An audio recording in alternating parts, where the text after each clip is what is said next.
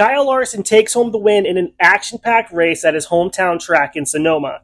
In this video, we're going to recap this weekend's race. Everybody likes a winner, right? A three-wide finish. That was old school ass whipping.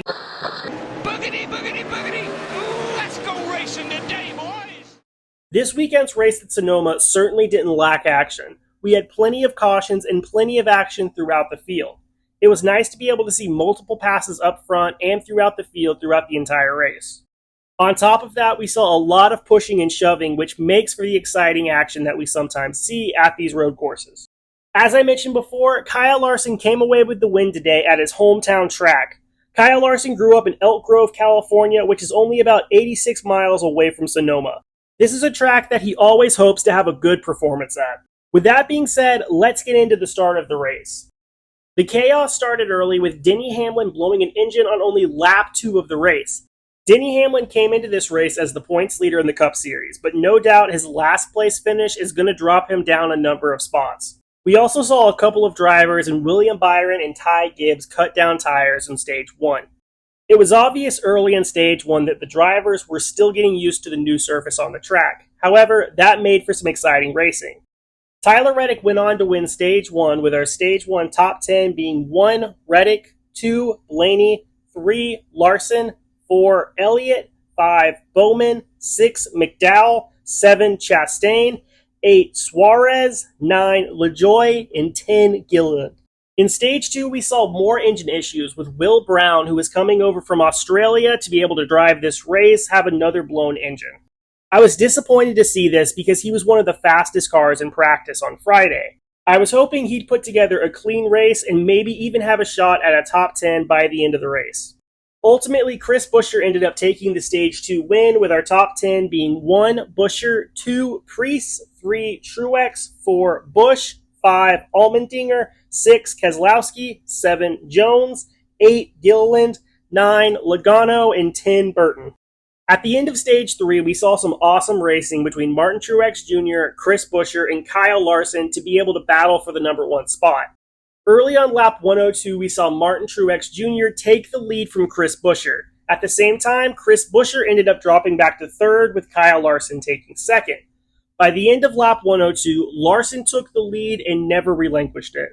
Larson at the time had 10-lap fresher tires than the rest of the top 5. Larson and Truex began to drive away from the field, and Truex was able to keep pace with Larson for a good period of time. Eventually, Larson was able to run out to about a 1.5-second lead and was able to maintain that. As the drivers were coming to the finish, we saw something crazy happen. Martin Truex Jr. ran out of fuel only about 100 yards from the finish. Truex went from finishing 2nd to finishing 27th on the lead lap.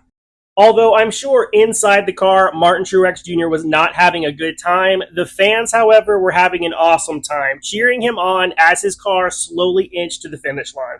This is the second time in the past 2 weeks we've seen one of our leaders run out of fuel coming to the white flag or coming to the last lap. Last week we saw this with Ryan Blaney as he was about to take the white flag, running out of fuel just short of the finish. I feel really bad for Truex. If nothing else, he was putting together a really good points day. Because of this, Larson pretty much is going to have a comfortable lead at number 1 in the points again, even after missing Charlotte. Our top 10 to finish the race was 1. Larson, 2. McDowell, 3. Buescher, 4. Elliott, 5. Chastain, 6. Allmendinger, 7. Blaney, 8. Reddick, 9. Bell, and 10th Gilliland. Shout out to Todd Gilliland, by the way, for finishing in the top 10 of every stage and in the race today. Another shout out I have to give out is to Spire Motorsports as a whole. LaJoie finished today in 11th, Zane Smith finished in 16th, and Carson Hocevar finished in 17th.